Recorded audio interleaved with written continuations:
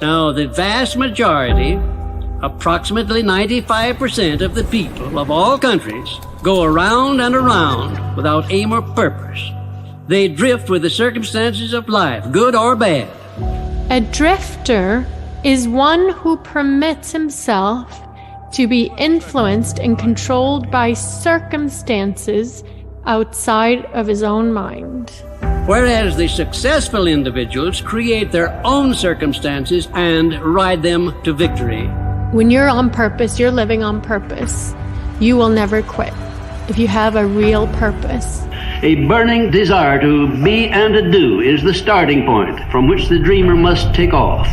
But what I have done has been recorded, it's been tested, it's being taken to a free world, and it's going to benefit millions of people who are not yet born. And it's going to benefit millions of people who are not yet born. We're some of those people that we're spreading this to the world.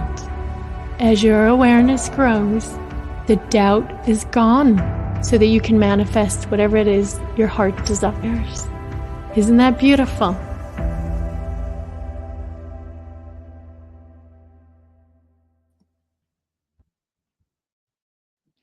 Well, hello everyone and welcome back. Happy Friday. I'm so happy to be here with you today because we have two incredible speakers coming up and it's going to be a beautiful session. You're in for a treat. You're going to see why in just a moment. And I have the great honor and privilege. And I hope you've enjoyed the week so far. And we've had incredible speakers like Lefford Fate, Carla Elizondo, Jeffrey Gittimore yesterday. It was amazing. We've gotten great feedback. We have gotten great messages. People are really starting to get what it means to become a leader and turn away from drifting. And so I want to thank all of you for participating. I want to thank all of you for really getting into the truth of where you are and where you want to go, because that's what we're here for. Our job here at the Napoleon Hill Institute is to help you live on purpose with peace of mind, with plenty of overflow and prosperity. That's our mission here. And we will help as many people as possible. And I'm so excited to meet many of you this weekend. I'm taking calls myself. I met a couple of people yesterday that have decided to join us and become coaches. And I cannot wait to work with you and introduce you to the entire global team. And so without further ado, I want to introduce you to my good friend, Dan Matthews, who's an incredible teacher, speaker, author, and we have the privilege of having him here teach at the Napoleon Hill Institute. Welcome, Dan. Thanks, Cleona. It's a pleasure to be here. And thank you everyone for being here these last 3 days and this fourth day. Our plan is to kind of wrap things up and give you some value points today. That my goal is to give you some points that you can take home and put right to work immediately after you get off this talk. And I think we can just get right to it. This whole idea of being a drifter has to do with honesty. It has to do with looking at yourself and seeing the places where work needs to be done, where maybe you have a hard place in your heart. Maybe you have some problem or some challenge with believing that this is possible. Maybe you have things in your life that's like baggage that is preventing you from opening your heart to the inflow of the energy source that's always been within you.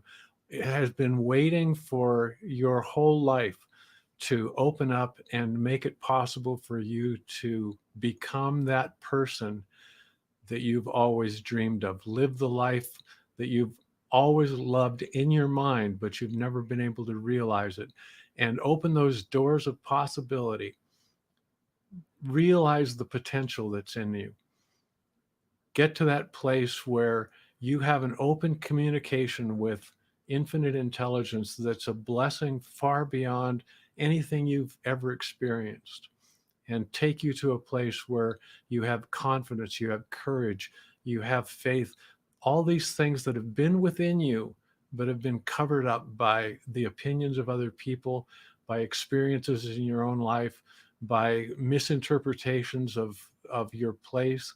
And we're going to take care of some of those things and give you some guidelines today as we go through this short program that will be gems that you can latch onto, that you can put into your toolbox, that will help you to become that person, that leader, that person of strength and character and charisma that you've always wanted to be, that you can help others. So let's get right to it.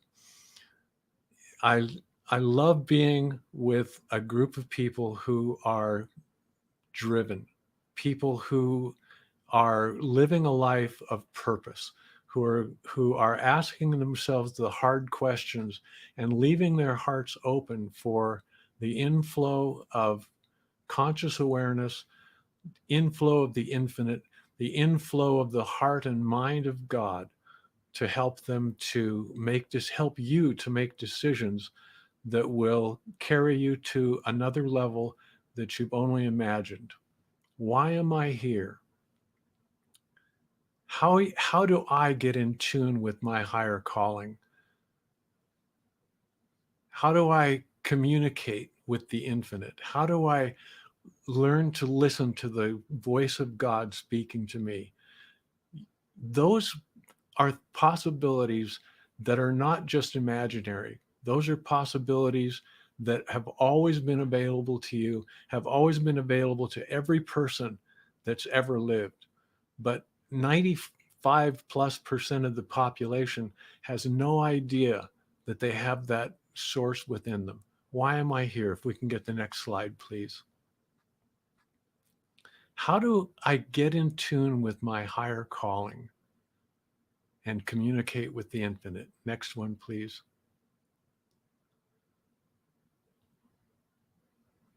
Can we get the next slide, please?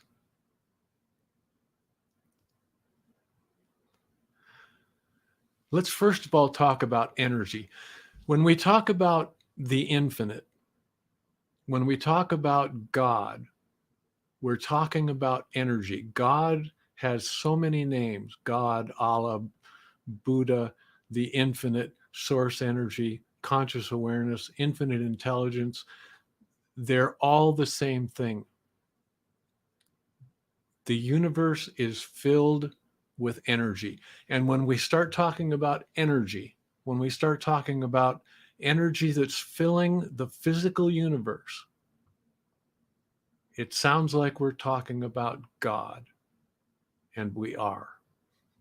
Energy fills all space and time. God, the Alpha and Omega, from first to last. That which was here before time began, and that which will be here when time ends. Energy. And it's energy that is of such a high frequency, such a high. First of all, let me back up and say energy is produced by vibrations of subatomic particles or vibrations of orbiting planets or vibrations of orbiting galaxies, spinning galaxies. Everything in the universe is vibrating, and every vibration produces a wave of energy. And that energy travels throughout the universe in a network that we call a field. In physics, the universe is fields of energy and really nothing else. What we see in the physical world as matter, solids and liquids and gases are all just energy. And it comes down to everything is energy. Money is energy. Solid objects are energy. Everything is energy, fills all space and time, just like the nature of God. It's unchanging. The total amount of energy in the universe has never changed. From the beginning of time, it will be the same as it is at the end of time. Has never changed. The total amount of energy has never changed, but it's always changing form. It's always changing form, either moving from place to place or changing from one energy frequency to another. That's called the perpetual transmutation of energy. It's one of the laws of physics. That energy, the total energy in a closed system, which is our universe, there's nothing beyond that. The total energy in our universe stays constant, cannot be created or destroyed, but it constantly is changing form.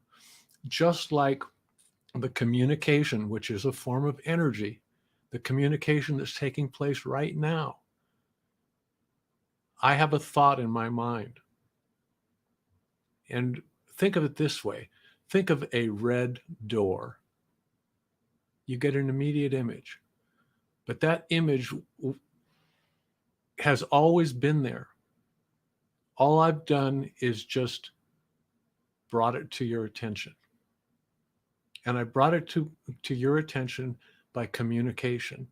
Energy transferred from point to point, from my thought, and I point to my head. The thought doesn't come from my head, but that's the transmitting station. That thought energy is changed into electrical impulses that go to my mouth and my tongue and my voice box. I produce sounds, any one of which has no meaning at all, but put together, it produces words. It produces a language that you can receive. That sound travels in energy from my mouth. It travels in sound wave energy, physical sound waves produced by my thought, travel across the air as what they call a pressure wave that strikes the microphone that's next to my computer, is converted into an electrical impulse that travels into my computer and is broadcast by an electrical impulse to the internet through what radio waves, goes to a transmitting or receiving station someplace on the planet that's close to where you live. That radio wave, which is a wave of energy, comes to your computer, is converted back into an electrical signal and into a sound wave, and you receive the sound wave from your ears, where it's changed to an electrochemical impulse, which travels to your brain as individual pulses of energy that your brain translates as words, language, and you get the thought in your mind of a red door. Through multiple energy transformations, the perpetual transmutation of energy has taken my thought and made it produce a thought in your mind. It's not magic, it's physics. But it seems like magic because you have received a communication in your mind from my mind. The same thing happens in the universe all the time. It happens in your life every day, constantly. You're getting impulses, energy, information transferred to you from your surroundings or from another person or directly from the universe, directly from the mind of God. A thought came to me. You create your own potential. Now, I'm going to give you a little exercise to do. In the morning, most of us do a gratitude exercise. I'm going to add a little bit to it and encourage you to add these things. They only take an extra minute or so in your morning routine for setting your mind, setting your purpose, setting your potential for the day. Every morning, ask yourself these 4 questions. Who am I? You're not a name. You're not a person. You are energy. Who am I? I'm a soul on a journey. or something like that. Why am I here? I'm here to help others to expand their personal and business lives by teaching the laws of the universal laws of science and spirituality, the physics of faith, to those people. What do I really love? Set your goal, set your purpose. What is it that my heart would love to see in my life? Who's the person that I would love to become? What do I really love? And what am I grateful for? Gratitude opens your heart. Gratitude opens your heart to the grace. Gratitude and grace have the same root word. Open my heart to the heart of God. What am I grateful for? And your perspective, your change in perspective, your purpose in your perspective will cause you to change your attitude and change your outlook on the world around you. Perspective creates attitude. Can next slide, please? This is the long slide. If you have your phone with you, you might want to take a photo of it, because I'm not going to spend much time on it. But I think the difference between a leader and a drifter is pronounced. It's profound, and it's potentially destiny changing for you. Leaders exercise their will, their power to focus on one topic, on one thought, to the exclusion of all other thoughts, with focused attention. Focused attention tells the energy of the infinite where you want to have energy moved.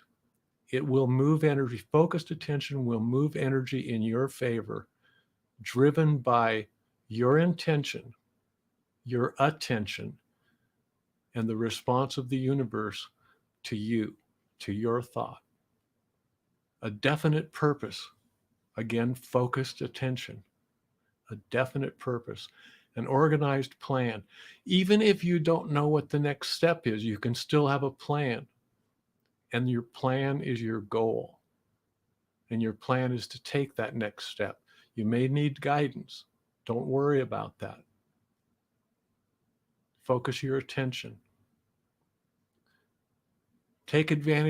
Leaders take advantage of a mastermind. We don't know everything.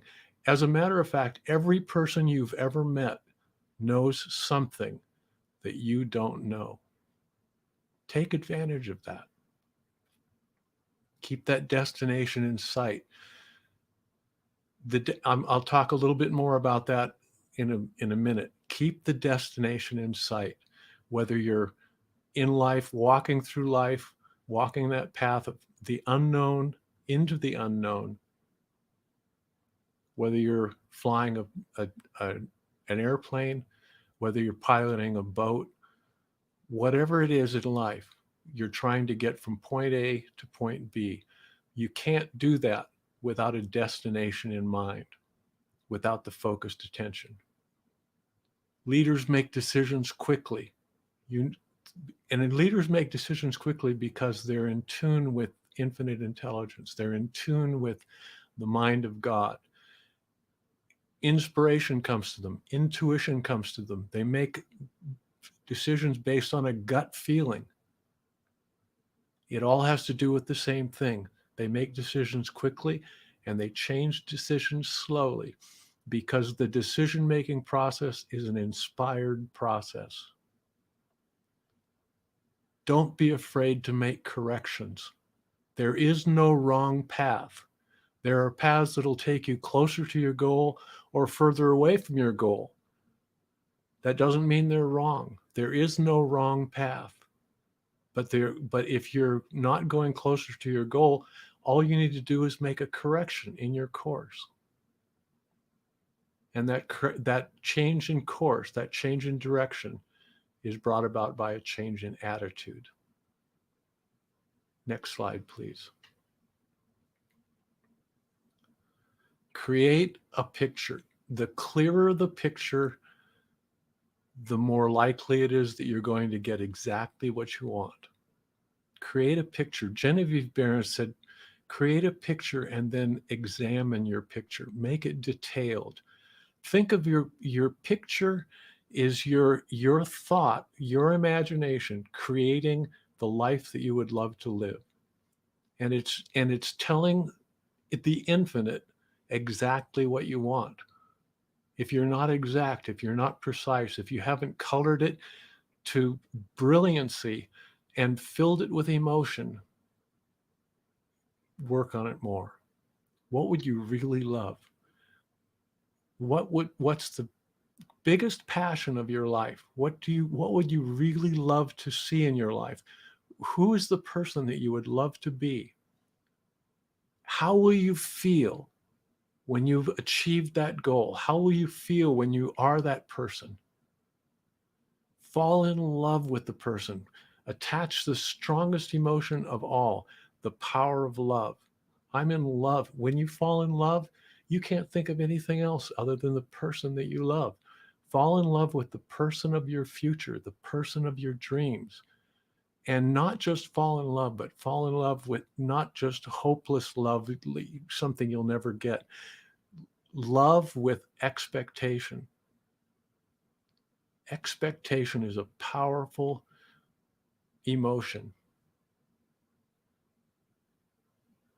Once you've decided what you really love, how you feel, you've fallen in love with it with expectation, go get it. It's already been given to you. Knock on the door. Knock and it shall be opened unto you. That was a promise made more than 2,000 years ago. And it's true. It's not just a metaphor. Knock on the door. And if the door doesn't open right away, don't give up. Knock harder.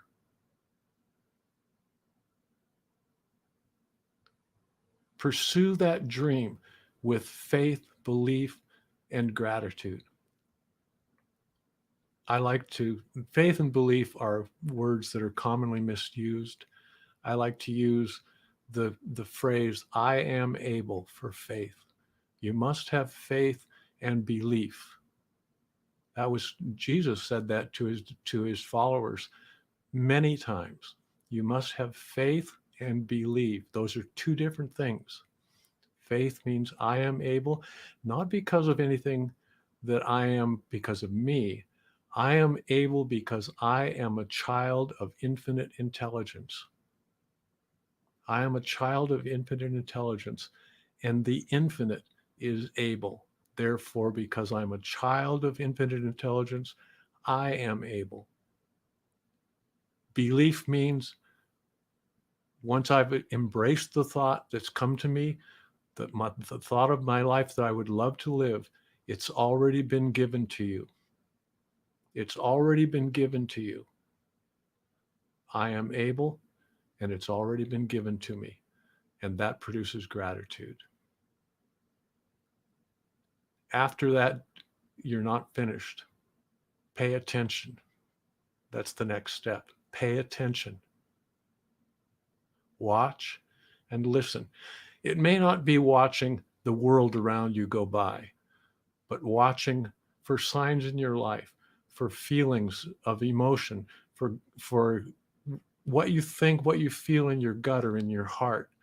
Listen to the voice of that little voice that tells you this is the way, walk in it. This is the way. And don't be afraid to make corrections. Money. Another one of the really misunderstood things in the world. It's associated often with power and greed and evil, and money is just energy. It's energy on a particular frequency. And that frequency is the frequency of abundance, of prosperity, of wealth, of the ability to pour out help, support to those in need, or to supply energy to others that are searching for a way. Energy, frequency, and wealth are all money. Money is energy like anything else. And when money is exchanged, it's just energy that's being exchanged. Energy that's been done for certain work gets rewarded by pay. It's a simple means of exchange. Energy, balance. When you do work and don't get paid for it, you know something's wrong. When you pay for it and the work doesn't get done, you also know something's wrong. It's a matter of balance. Energy, like energy at every level, has to be balanced to be correct. Get in tune with the frequency of money. Attached to that frequency, joy, gratitude, fulfillment, those kinds of emotions that attract money to you. Good shepherding of money produces more flow of money. Money isn't intended to come and stay with you. If money stayed with you, it's in violation of the perpetual transmutation law. If you're holding money, hoarding money, you're not in harmony with the universe. Energy is meant to flow through you. Certainly, some of that money is going to be added to your life, but it's not intended to be a one-way street or a dead end. And remember that the source of money is the same as the source of all energy. It is infinite, infinite, infinite. Beyond as the biggest number you can attach, billions of dollars, trillions of dollars. We hear national debt numbers, trillions of dollars. That's nothing compared to infinite abundance. Infinite abundance.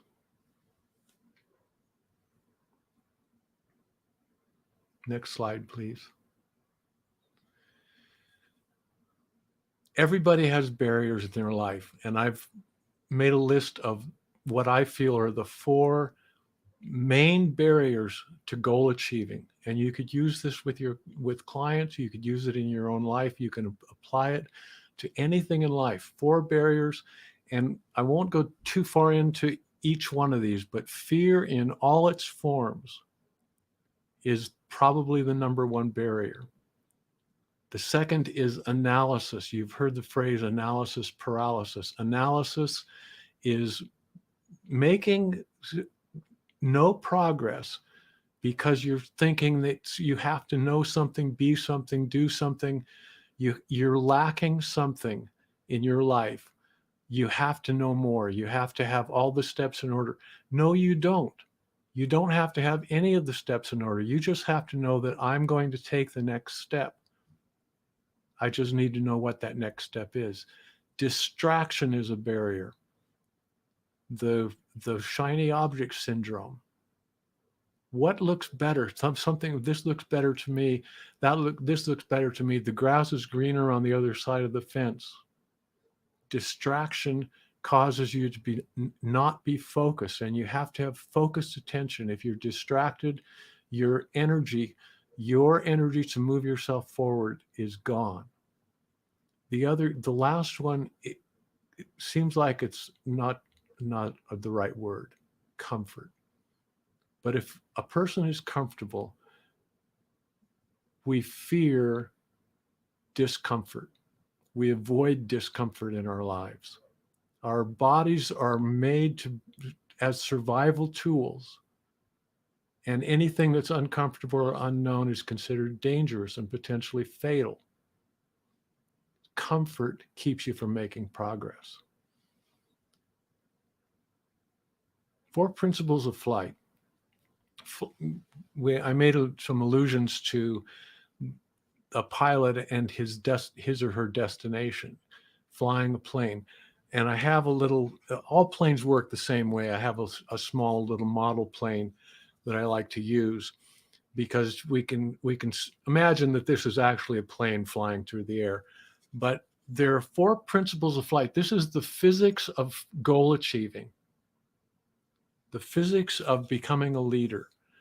One force in any airplane is thrust. In this case, it's a little rubber band and a red propeller.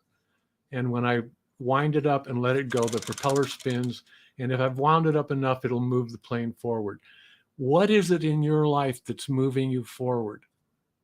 Desire, purpose, a clear destination, wanting to be something more than you are today. Second is weight. Those are really in the wrong sequence. Let's put the next slide. Okay, I'll go through weight and lift. Remember that forces are always balanced. Balancing thrust in a plane that's flying through the air, balancing thrust is this last one down there called drag. And drag is because of air friction pushing against the plane. There's drag. You're always having to overcome drag, surface drag, because of air friction. In your life, you have drag. You have things that are holding you back, things that you have to overcome in order to move forward. The third, which is the second on there, is weight. And weight is the force of gravity pulling the plane down. What is it that's pulling you down? What is it that you have to overcome in order to get lift? Lift is the magic of the wings of the plane that are causing the plane to rise up to a higher height. We look at thrust and lift as the things that are taking us forward and moving us higher, but always working against them and always balanced are weight and drag. Think of the things in your life that are sources of weight, that are pulling you down. Think of the things that are drag, that are holding you back. And the 5th principle of flight is something that is caused by the tilt of the wings. When a plane is flying straight and wants to turn, it tips the wings and it goes in that direction. You tip the wing the other way, it goes in the opposite direction. That tip of the wings, for some reason, and I love the fact that they did this, the people that invented the words call it attitude, the tip of the wings. And a very small tip of the wings makes a very small change in your course. In life, it's exactly the same. Your attitude changes your direction. And if you want to change the direction, make a course correction and get back on path toward your destiny, toward your destination. Change your attitude, change the tip of the wings. Like I said, there's no wrong decision, but there are decisions that'll take you closer or further from your goal. Pay attention to your attitude. At the end of the day, we talked about the beginning of the day exercises. At the end of the day, I like to finish up my day asking myself 4 questions as a recap of the day. One is, what went well? WWW. What went well today? Look back. What went well? It doesn't have to be something big. I had a great cup of coffee. I had a good walk. The dog was happy to see me when I got home. It can be something small. It can be something big. That check came in the mail. It doesn't have to be a long list. Look back for what went well. Focus on what went well because you're focusing on congratulating yourself for something or being joyful to yourself for something that went well in your life that day. Second is, what needed work? WNW. This is not a time to beat yourself up.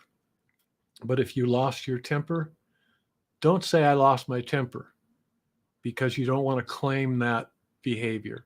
Say, what needed work was compassion or understanding or clarity. Use a positive term to look at what needed work. If I lost my temper, maybe my clarity needed work. Maybe something was misunderstood. So use clarity. If something was because I didn't understand the background situation and got into an argument, what needed work was not clarity. What needed work was acceptance or understanding. Third of the 4 questions is I awaken. Set your intention for tomorrow before you go to sleep. Your subconscious mind will work on that intention and make it more likely to happen the next day. How are you going to awaken? Just one word. I'm going to be grateful. I'm going to be focused. I'm going to be intentional. Something to tell your mind how you're going to wake up and how you're going to set your attitude for the next day. And the 4th is a question. We all have questions all the time. You shouldn't have a question of what is my purpose in life. You're here because you have a purpose in life. A question is, what's my next step? Or how can I solve this particular issue that's come up? What's the best thing that I can do? What do I need to do to change my attitude, to change my focus of attention? It's a time to examine yourself and ask for power, ask for guidance from the universe, which is really asking for guidance from the mind of God, which is already dwelling within you. We're looking at navigating the sea of life. Like a navigator, like a pilot of a boat, a captain of a boat. For me, I'm a kiteboarder. And in kiteboarding, there's a harness that attaches you to the kite, and there's wind that lifts you out of the water. I was struggling with learning kiting. It's a very steep learning curve and potentially dangerous, and was having a problem getting up out of the water even with high winds. And a voice came to me, literally a voice like someone was sitting next to me in the water. And the voice said, trust the harness, trust the wind. The harness is what I see as the laws, the laws of personal development, the laws of becoming a leader, like the list that we went through earlier. What's keeping me safe? What is making it possible for me to be in a safe situation, but to control the power? The wind is the source of energy. Trust the harness. Trust the wind. And then stay focused on your destiny. Your destiny is your destination. Your destiny is your purpose. Your destiny is that which is most important to you, however you see it. Focus on your destiny. When you focus your attention, you're telling the infinite where to move energy. And God is happy to move at your command. God is happy to move. Just tell him where. And don't be afraid to make course corrections. Don't beat yourself up. There are no wrong choices, but sometimes corrections need to be made to keep you moving closer to your goal. Make course corrections. On a jet plane is making course corrections multiple times a second because it's all computerized. Most of the time, the plane is off course.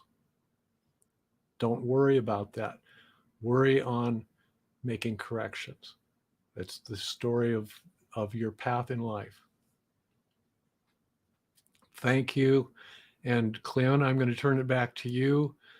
I love being here and love being with this group of people who are living their life on purpose.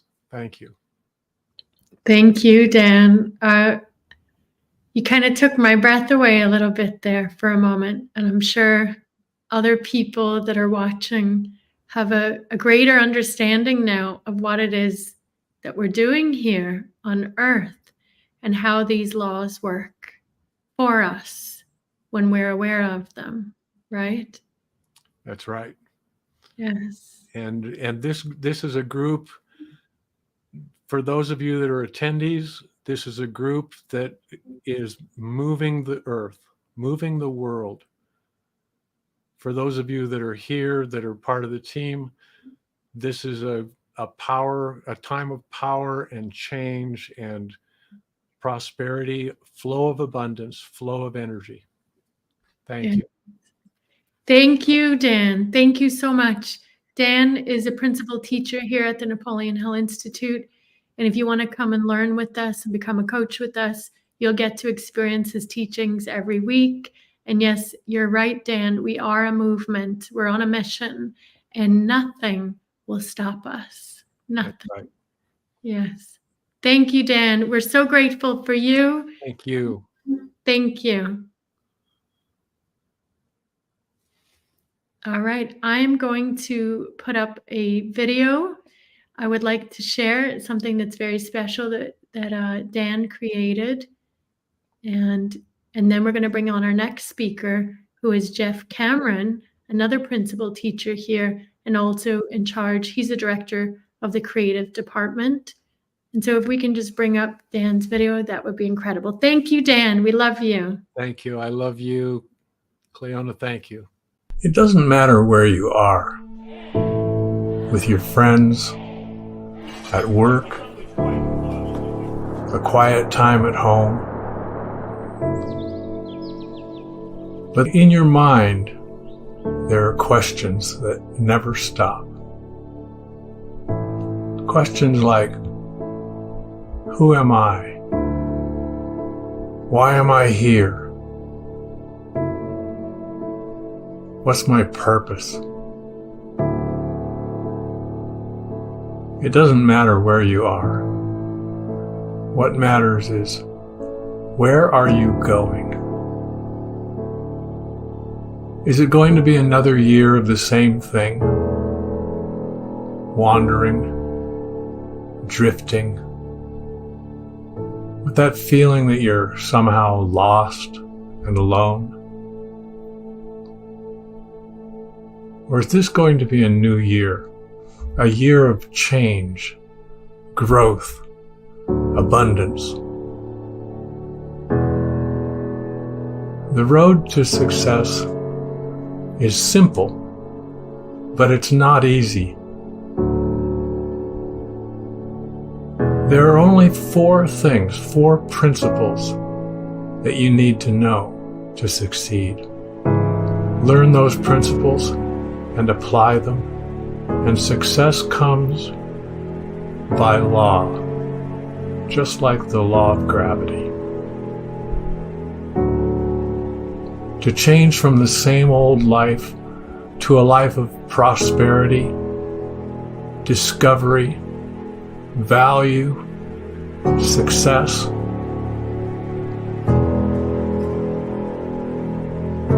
To change from the same old life, to start a journey of discovery, of creation. Discover what you've always wanted. You can create the life of your dreams. All you need to do is know how.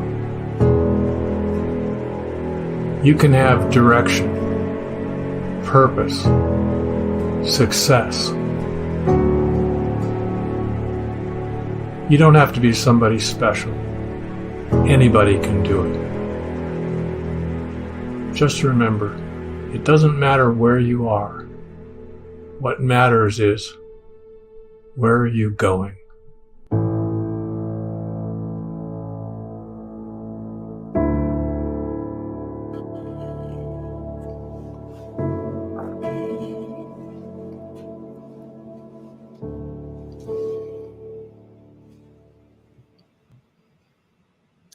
Wow. That video. There's a little bit of an echo here. There we go. I think that's better. So, wow, I'm moved by that video, and I'm sure everybody watching is too. And the beautiful what you hear, and Dan's talking about vibration, and everything is energy. When I hear Dan speak in that video, I can feel the vibration. I can feel the purity of his heart. I can feel God moving through him with every word and every message. And we mean every word, right, Jeff? We mean every single word that was shared in that video. You can feel it. It's straight from the heart. It's hard to ignore. Yes, exactly. So I want to introduce you officially. So Jeff, you have been not always, but quite a bit behind the scenes, as the creative director for the Napoleon Hill Institute, but also you're a fabulous, phenomenal teacher as well. And I really admire what I love about you and our team loves about you. You're like the calm in the storm. I try. No matter what's going on behind the scenes, there's a lot of work that goes on behind the scenes. Jeff's always the calm. He's like our Buddha in the center. Yeah, I try. I'm not always there, but I come off that way, so that's good. Yes, for the most part, we're like, we'll go to Jeff. He'll calm everything down. So I would love for you to teach us some of your secrets. How do you stay calm in the eye of the storm? And life happens, business happens, family, the world. You don't seem to let things come through your senses like most people do. So what are you going to talk about today? And I'm just going to pass it right to you and take it away, my friend. Okay, here we go. So today I want to talk about letting go. And Cleona mentioned staying calm during the storm. That's really what this is about. Letting go is about creating that rootedness inside, that space inside, a space that nobody can touch. So you can go out into the world and things can happen, but you're unaffected because you know who you are and you know how to deal with emotions and things as they come at you. So letting go I came across it a few years ago. I was working for Bob Proctor at the time, and he used to talk about being able to relax, being able to let yourself relax. He talked about people having sort of like a kink in the hose. They have stuff going on inside and they're not allowing the energy to flow through their body. They're not in the present moment. So I came across something. It started with Eckhart Tolle, The Power of Now. Then I found the Sedona method. And these people teach what they teach is letting go. So letting go is the backdoor method. Not a lot of people know about this. A lot of people, especially in our culture, we focus on hustle and grind, come up with a plan, go after it. And that's really good because that's what we teach in the Napoleon Hill Institute. But there's another side to the equation. It's sort of the yin to the yang. And when you align these two sides together, magic happens. So this is the secret backdoor method. It's ancient knowledge, but for some reason, a lot of people don't know about it. So before I go into what letting go is all about, I want to go over the benefits of letting go. So the biggest benefit of letting go is tapping into happiness. Happiness with a capital H. Happiness is who we truly are when we release what's in the way. It's going to lead to effortless manifestations. When you're in flow, when you're in tune with who you really are, things happen automatically. You could not replicate this through force in any way. It's a million times stronger. It's a million times more powerful. You're going to have good luck, good timing, literally. You're going to unlock your genius. When you release what's holding you down, when you release the baggage, the busy mind, your mind is opened up and you have access to more of its power. More of your genius will shine through. Miracles happen. Quantum leap. Things can shift so quickly. Even before I came to NHI, Napoleon Hill Institute, I knew that this was a way to make things happen really quickly in my life. So I spent a few months just relaxing and releasing and meditating. And out of nowhere, Cleona messaged us, and we're now working with the Napoleon Hill Institute. So literally things that you can't even imagine can show up in your life when you just let go. You're going to have higher energy because you're not being bogged down. You're going to be taking energy from spirit, and it's going to flow through you, and you're going to find yourself just having a lot more energy. It's a supernatural state. So what I mean by supernatural is it's super natural. It feels natural. It feels like you did. The closest thing for a lot of people is the way you felt when you were a child. A lot of people think, why did I feel so good when I was a kid and now I feel so bogged down? I feel different. You're going back to that natural state of consciousness, which is unaffected and not bogged down. And you're going to be relaxed. You're going to feel really, really good. So what is letting go? Before I go into what letting go is, I want to focus on the other side of it, what it isn't. A lot of us are holding on. If you look at this image here, how does it make you feel? Because this image is a direct sort of feeling of what holding on is. This is what we're doing on the inside all the time. We're holding on, we're squeezing, we're in resistance to the present moment. And we stuff it down.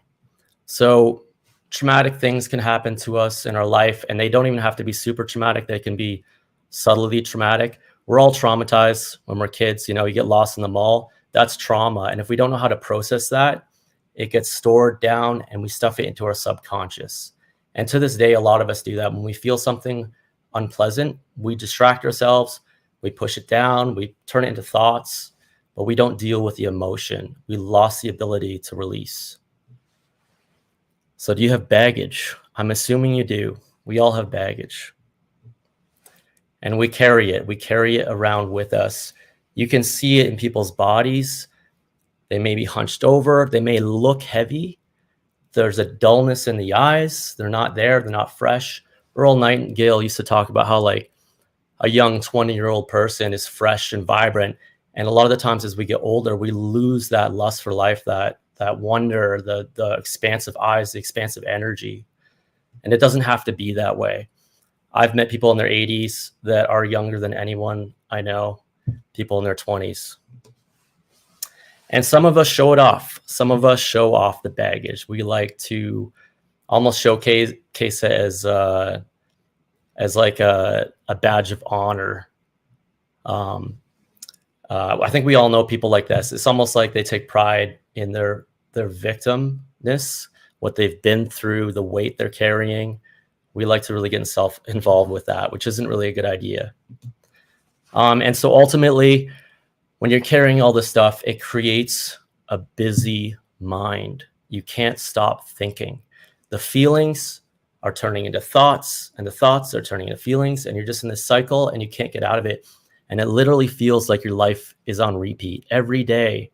The same emotions come up at the same point in time. You have the same thoughts, same negative feelings. We just get into a really repetitive state because these feelings are inside of us and they're not going away. So now we talked about what letting go isn't. What does letting go feel like? I really want you to get a visceral feeling for what letting go is so you can start to memorize this in your mind. Letting go feels like taking off a pair of tight skates.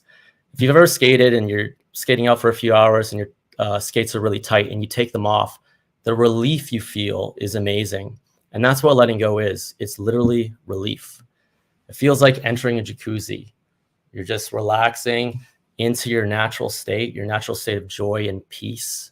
Feels amazing. And it's relief. It's literally relief. And we can all do it.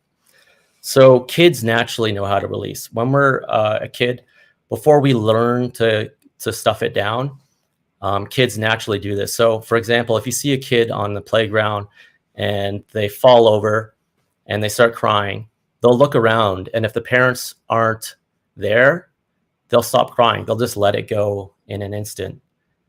And so kids know how to express also. They're not taught yet to stuff it down or that your emotions are bad. They just let it out fully. I'm honestly jealous when I see kids on the street or when I hear babies cry, because I'm like, we're all wanting to do that, but we just don't have permission. And animals also know how to release. Animals, if you ever see an animal in fight or flight, they get attacked or something, they'll tense up, but after whatever happens is done, they'll shake it off. They'll let it go instantly. As we get older, we lose the ability to release. So we're taught in school to, you know, close our mouths, not express, hold it in. We're taught to be in very still positions for the whole day. We're taught to get into our head, out of our body. So we learn to repress. We learn that negative feelings aren't to be expressed. We start to put on a mask. But that stuff that we've taken in doesn't go anywhere. It's actually just collecting inside of us, and it leads to a lot of baggage. So what most people think is happiness is actually escapism. And I really want you to take this in. A lot of what society values as happiness is escapism. We're trying to escape a busy mind. We're distracting ourselves. We're trying to numb out the thoughts. So we do this with entertainment. We distract ourselves. We do it with alcohol. It's a perfect example. We're looking for that calmness in the wrong place because alcohol numbs your mind. And that's why we like it. And this is proof that we're all after the same thing because we're looking for it just in the wrong places. Drugs is another big one. We're trying to escape. We're trying to shift things out. You know, a lot of times people use drugs to re-experience life in a fresh way because they feel so burdened in black and white in their own life. They use drugs to kind of get themselves out of that. But they don't know that the drugs is just replicating something that's our natural state of being.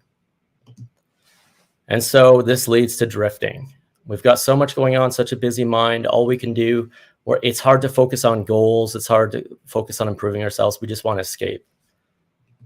We're overthinking. Our minds are a runaway train. And so ultimately, we're trying to numb a busy mind because we don't know better. So what is happiness? If happiness isn't, you know, distracting yourself or hanging out, going to the club, drinking, entertainment, what is happiness? Happiness is actually our very nature. And every time I hear this, it blows my mind because we forget for whatever reason. A lot of us aren't aware of it. I have to remind myself all the time.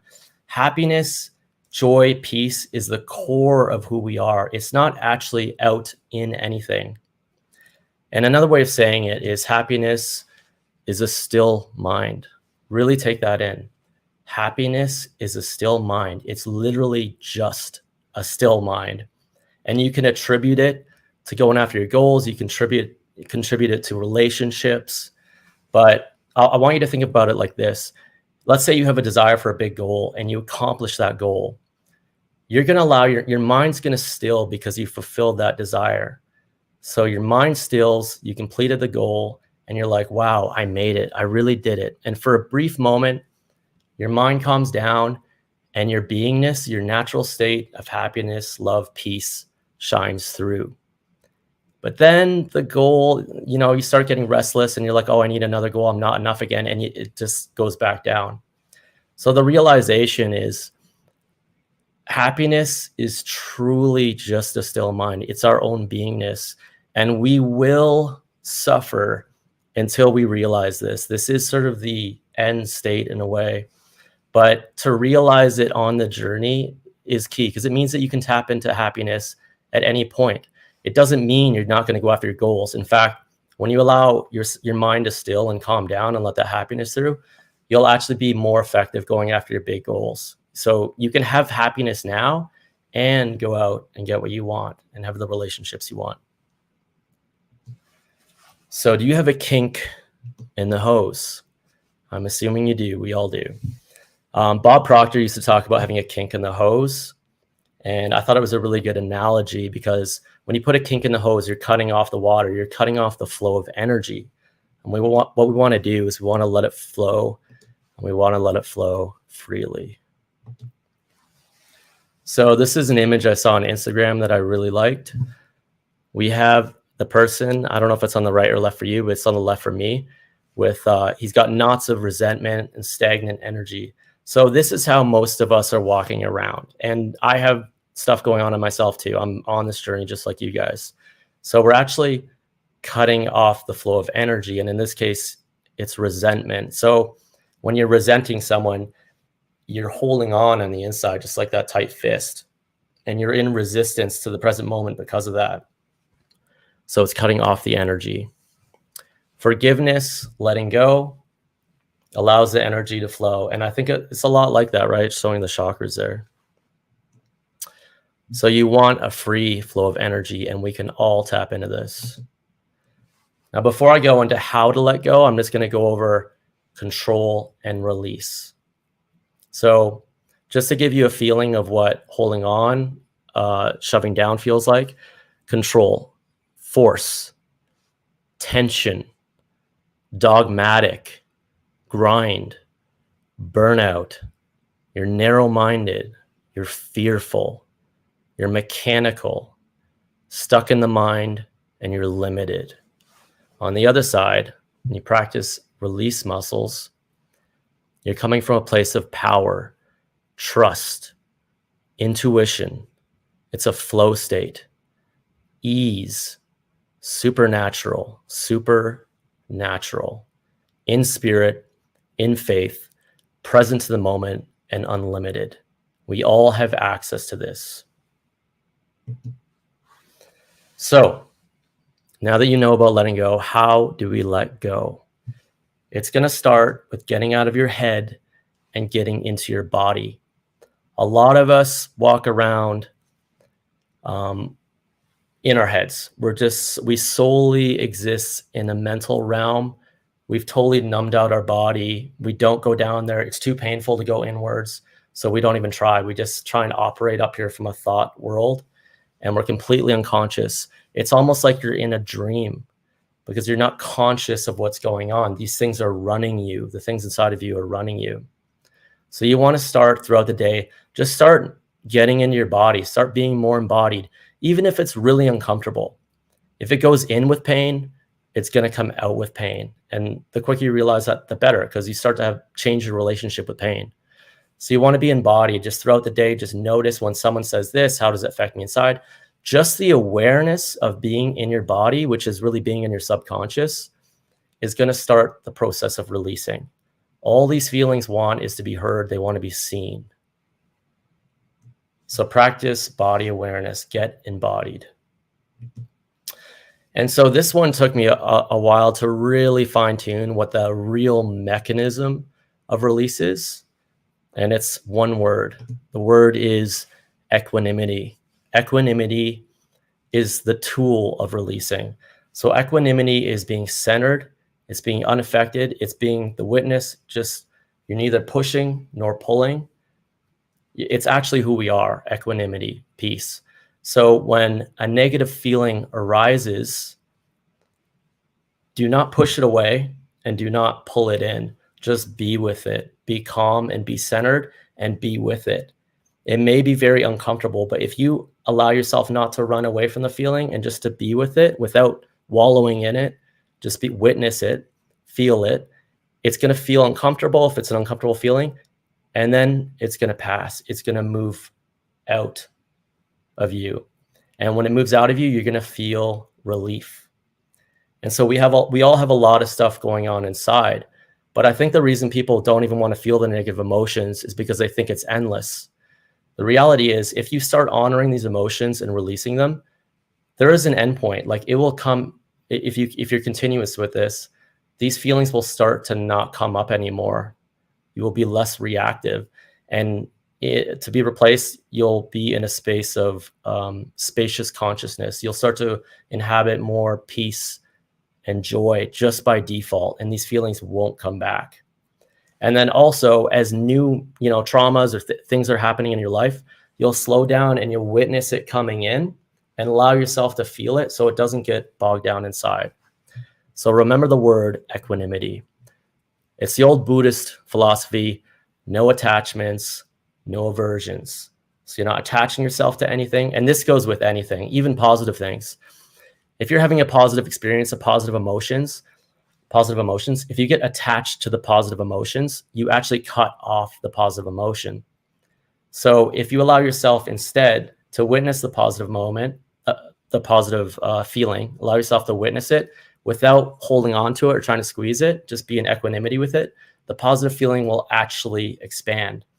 And a good way to practice this, and this is another thing that came into my head, because Bob Proctor used to always say, you can only let yourself relax. You can only let yourself relax. And I never really understood what that meant. You witness relaxation happening. So even if you want to do this as an experiment right now, notice, allow yourself to relax. Just relax and notice and witness the relaxing without trying to force it to relax. Just witness it. If you play around with this experiment, you'll realize that relaxing will expand when you witness it without trying to force it to relax. And this goes with any positive emotion. Any positive emotion you feel, allow yourself to and don't touch it. Just witness it and it will expand. Okay, moving on. Thoughts and feelings. So a lot of people, especially in our industry, focus more on the thoughts than the feelings. So we have things like affirmations, and affirmations are amazing. And affirmations with this material, it's like a superpower, those two things combined. But if we're just trying to solve our life from the level of the mental, we'll never get out, because you can't really, it's harder to release these emotions through the level of the mind. You want to focus on the feelings. So the feelings create the thoughts create the feelings. And so it keeps you in this cycle. But if you can just slow down the mind, focus on the feelings without having to act on them or even have thoughts about them, just be with it, even if it's painful. The feelings will release, and then your thoughts will naturally calm down. And when your thoughts naturally calm down and your feelings calm down, that's when joy, peace, your genius comes through. It feels really, really good. That's the best way to put it. It just feels really, really good. So focus on the feelings, not on the thoughts. And so the obstacle is the way. The really cool stuff about this material is it changes your relationship with negative feelings. I start my day with meditation. If I'm having a good day, I start my day with meditation, and I try and end it with a bit of a meditation. And meditation is a very powerful practice, and it sets you up with that spaciousness for the day. But the main growth you're going to get is throughout the day when you get triggered. So you want to get triggered. Every time you get triggered, it's an opportunity to release. It's revealing something that's inside of you that hasn't been seen or heard. So when you get triggered, you can be happy. You can be like, whoa, I'm being triggered. Slow down, witness it with equanimity. You're either pushing it away or holding on to it. And that feeling will move through you. And every time you practice this, you're going to get less reactive. We talk about responding, not reacting. If you practice this, you will more naturally respond all the time, just by default, because those triggers aren't inside of you. And so another thing is we really want to explore the discomfort. We want to explore our shadow, because if we just try to think positive all the time, it can almost become toxic because you're ignoring something that's festering down below. It's okay to feel negative emotions. And when you feel them, they're going to move through you. You're not wallowing in them. You're just witnessing them and giving them a voice. And then you'll naturally become more buoyant. You'll naturally become more positive because you're not harboring the negativity anymore. So allow yourself to feel your pain. And so when you do this work, you're going to be freeing up energy. And that energy is going to turn into more powerful thought power. We're increasing our thought power. And this is where it's really cool with Napoleon Hill's work, with autosuggestion, with speaking to the subconscious. When you're freeing up this energy that's tenseness inside, that energy gets relocated into your awareness. You feel better. But then when you have a thought, a positive thought, you're going to be able to feel into that thought way more. And it's going to be a much stronger thought. And we all know the more you can feel a positive thought, the more it's going to speak with your subconscious, and the more it's going to manifest into your actions and into the world. The world is a mirror of what's going on inside. So when you do this releasing work, things are just going to automatically shift around you. And the ability to focus on one thought at a time will increase. So you're increasing the amplitude of vibration. You're able to focus in on whatever you're doing. You're not being pulled in a million different directions. And if you're sitting down and you're envisioning your future just the way you want it, you're going to be able to get so much more involved. And it's better brainwaves. You're going to be tapping into better brainwaves. A lot of us walk around with a high beta brainwave state. And when you're in a high beta or a beta, you're very alerted. It's fight or flight. Our whole world is, it almost feels like a conspiracy. It feels like the world's trying to keep us on edge all the time because we're getting all the negative news around the world all the time. And we take this in, right? Unless we're conscious and we're feeling it coming in, it goes into our subconscious. It goes in us. And then that negativity was out there is inside of us. So as you do this releasing work, you're going to be more conscious of things, negativity trying to come in at us. And you're also going to be releasing. And when you do this, you're going to be taking yourself out of a high beta fight or flight brainwave state. And you're going to be lowering down into an alpha brainwave state. And an alpha brainwave state, you unlock your creativity. Ideas just seem to flow in. The right hemisphere and left hemisphere of your brain start communicating better. Life just feels easier. And you can literally, it's literally science, like it changes your brainwave state. And then there's other, Buddhist monks, people can meditate and go into theta and delta, go really, really deep and still stay awake, still stay conscious. So this leads to effortless manifestations. When you release, when you create that space inside and you're feeling that happiness, which is your true nature, positive thoughts just automatically happen. You don't even have to force it. You'll just have positive thoughts about yourself. It's good to do affirmations and to program in the positivity. But when you release and reveal who you truly are, you just are full confidence. You just are full happiness, your peace, your joy. You don't have to convince yourself. It's actually just who you are. And so I wanted to show you guys the vibrational energy chart. This is going to kind of give you a roadmap of what we're doing here. And it's going to start to differentiate the negative emotions and the positive emotions. So at the bottom, we've got things like shame, guilt, apathy, very heavy emotions, grief. You move up into fear, desire, lust, anger. Anger is actually more positive in a sense. If somebody's in apathy and they come up into anger, it's actually a good thing. Anger turns into pride, courage, neutrality, willingness, acceptance. Acceptance is the natural feeling. You're accepting the present moment. You're not in resistance to it. And then love, peace, joy. And these are our true states. So at the bottom, just to go over it quickly, apathy specifically is kind of a tricky one because it's a very numbed out feeling. If you feel very numbed out, it's hard to even feel, then you may be dealing with apathy. And if you're feeling that, it does have a subtle feeling with it. Just be with it. Just be with it. Allow yourself to feel that numbed out feeling. Eventually, if you're with it and you allow it to move through you, more stuff is going to come up. And that might be shame, guilt, very heavy emotions. And then that's going to move up into fear. And fear, you start feeling it more. It's like a sharper feeling. And that can turn into anger. Anger is good because you're taking that heavy energy in yourself and you're starting to project it outwards. You don't want to stay in anger, but you want to move through it. And a lot of us stay. This is where hustle culture, go grind. A lot of people move up out of that victim consciousness and apathy and fear, and they go into anger and they're like, I'm going to get mine. And they're in pride and they're in lust. They're wanting things. And so our society kind of honors that, but they don't realize that you can go further. It's just a stepping stone. So once you move up out of the negative emotions, one more thing. I want to say this. Pride is a very slippery one. Pride is the best feeling negative emotion. It's like the thinnest layer of the negative emotion. So people actually confuse it with feeling good. Pride, feeling good about yourself, you feel better than everyone else. It kind of feels good, but if you really look at it, it's a painful feeling. And a lot of people are stuck there. So once we move up out of pride, we're out into courage. You're going to step out. You're going to go after it. Acceptance. You stop fighting the present moment. You start accepting the people around you, accept yourself, and then peace.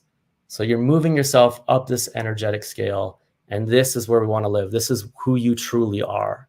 That's the beautiful thing. You don't actually have to do anything because it's who you are. And so I want to talk about how this works with Napoleon Hill's teachings.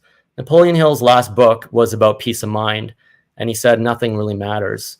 And nothing really matters is he's expressing that inner peace. We're already there. We're already whole. So if you can operate from that space, you're allowing the energy in, you're allowing the universe, the downstream, easy flow, intuition, genius, you're allowing that in, and then you're setting sail. You're choosing a destination.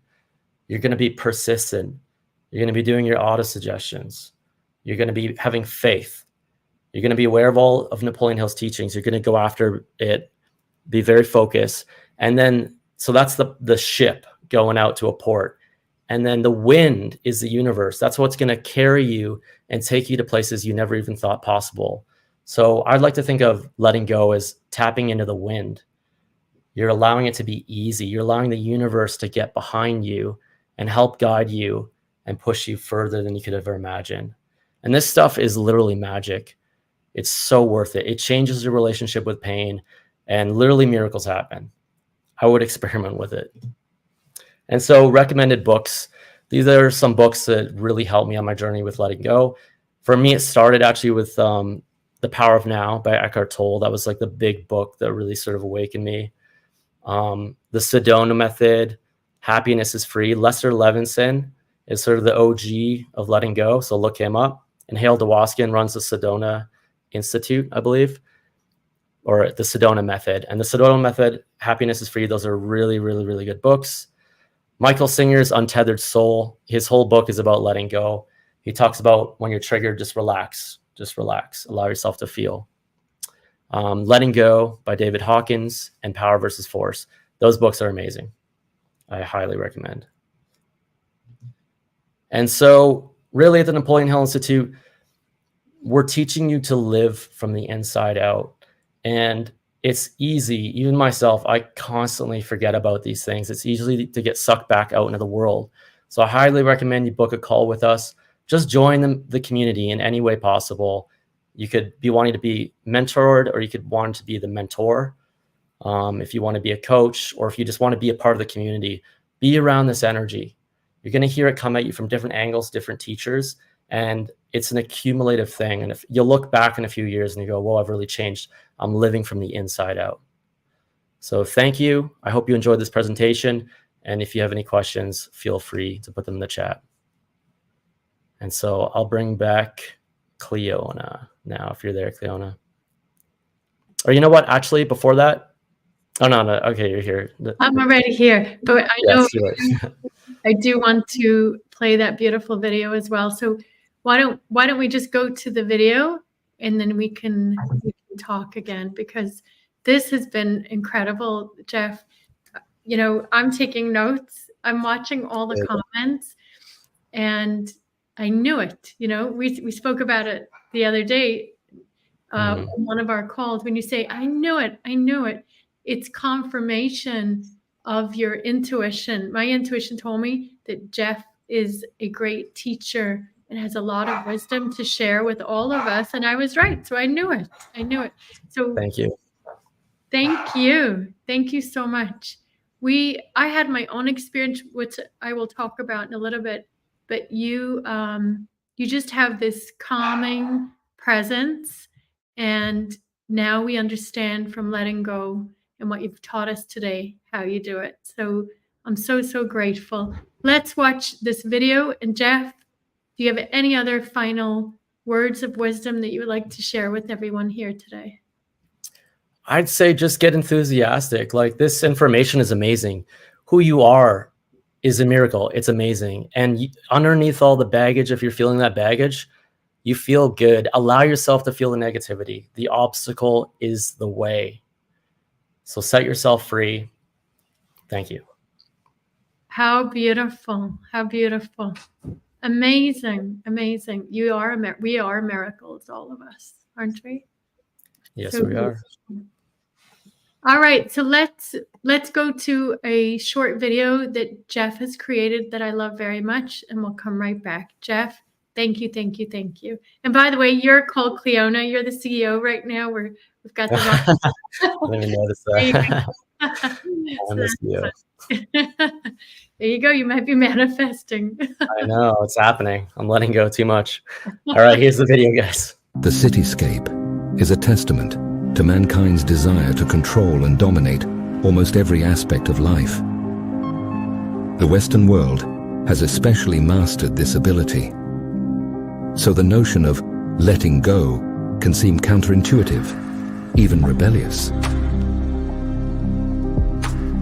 In the face of life's challenges, we often cling tightly to what we know, holding on with all our might as if our very survival depends on it. But what if we dared to loosen our grip, to release the hold we have of the past and embrace the beauty of the unknown? With each exhale, we liberate ourselves from the chains of expectation, allowing ourselves to move with grace and fluidity. Letting go isn't about giving up control. It's about embracing the unknown and trusting in the unseen forces that guide our path, to unburden ourselves from the weight of what was and to embrace the boundless potential of what could be.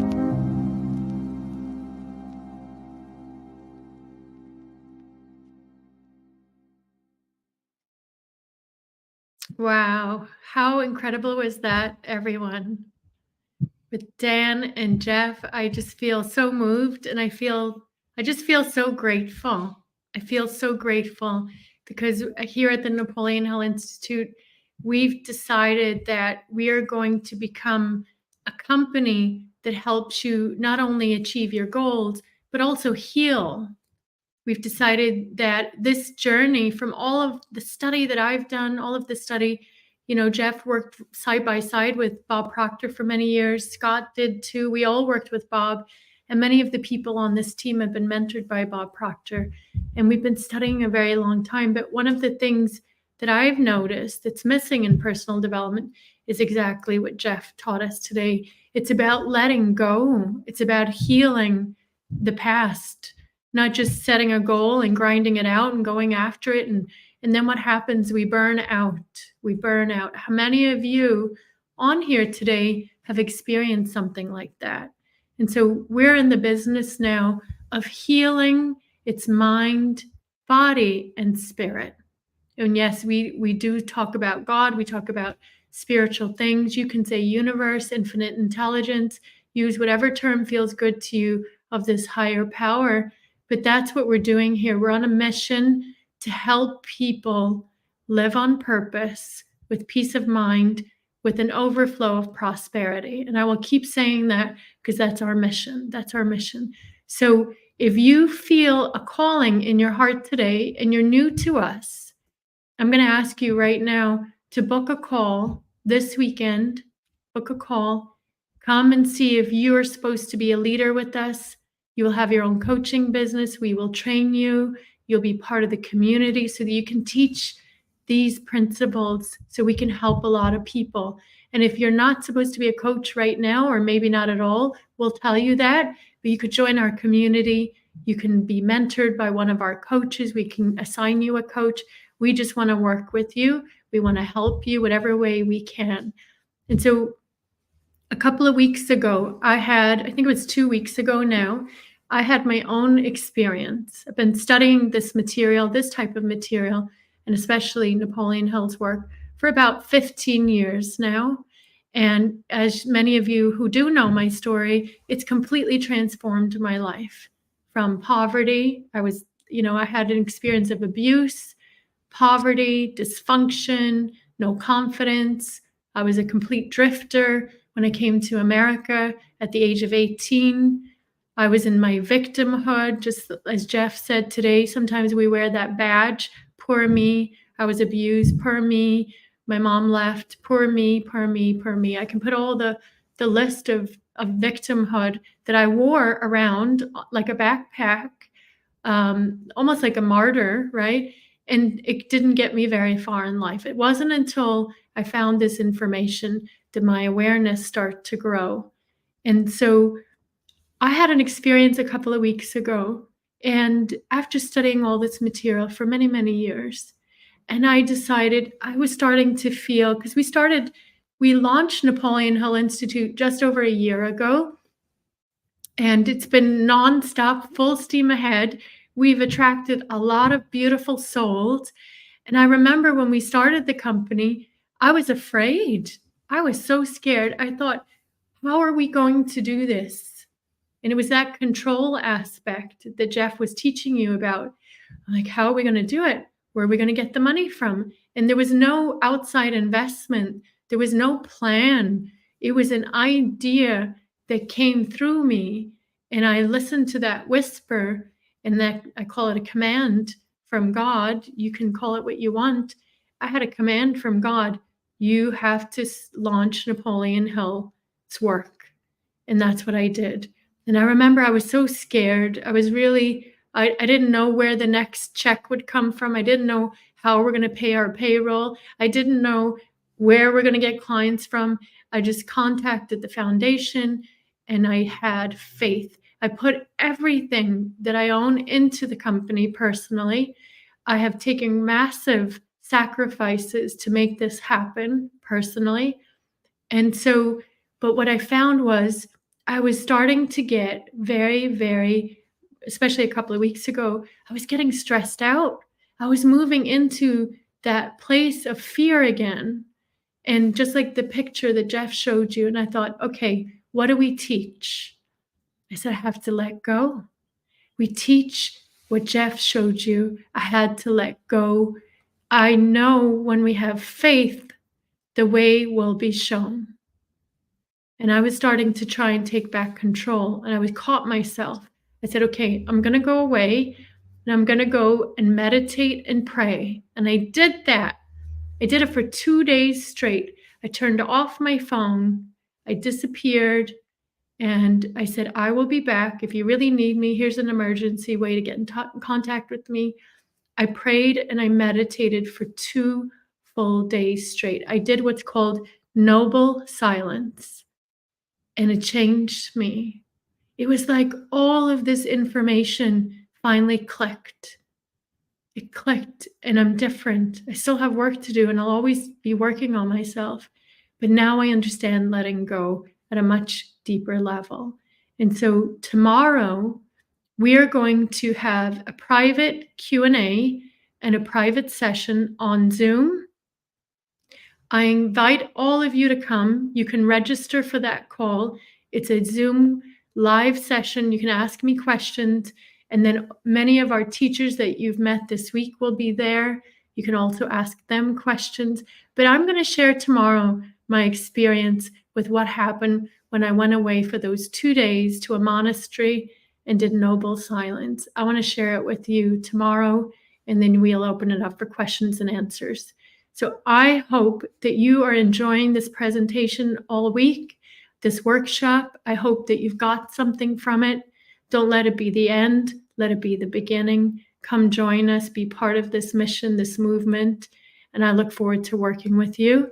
We will have the replays available. Make sure you've registered. Make sure you've registered on the NapoleonHillInstitute.com to get the replays. All the replays will come down on Sunday at midnight. So make sure you get caught up, print out the worksheets. And I want all of you who are watching to join us tomorrow for the VIP session. I'm so grateful. Thank you for the opportunity to serve. We'll see you tomorrow at 12 p.m. I decided to join NHI, Napoleon Hill Institute, because I wasn't aware that I was looking to belong, to have a belonging in something bigger than where I was. And when I joined Napoleon Hill Institute, immediately I felt like I had anchored myself to something bigger than I could have ever imagined. This is a place of authenticity. It's a place of purity. And I can't think of any other place that I would rather be in terms of learning how to be a coach in the personal development industry. What's different about NHI is that all our hearts are connected. I really feel what's inside each and every single individual in NHI. As soon as I hear someone speaks, I know what's in their heart and mind. And I can feel it. The first word that I would sum up NHI, Napoleon Hill Institute, is I would say disruptive. We are disruptive. It's not a negative disruption. It's a disruption that will impact every area of your life. We are disruptive. And I can say without a shadow of a doubt that the leaders in this organization, they're in the study, they're in the growth, they're in the learning every single day. We see them on the calls. They're teaching us how to be coaches, how to reach the 8 billion people that we want to reach. I drifted for a very long time. And the worst part is that it was an addictive kind of drift. I'll say I was drifting. So you can be intellectual and drift. You can be successful and drift. You can be spiritual and drift. It's only when I decided to have a mentor who steered my way of thinking into channeling my feelings through a harmonic melody of life that I managed to embrace a new vision with a new feeling into encompassing a new blueprint that shaped the new reality that I live today. There's a vibration in a rhythm that we have that is like no other organization in the world. And I think that's the beautiful thing about this community is that we're all one, we're all equal, and everybody is supporting each other.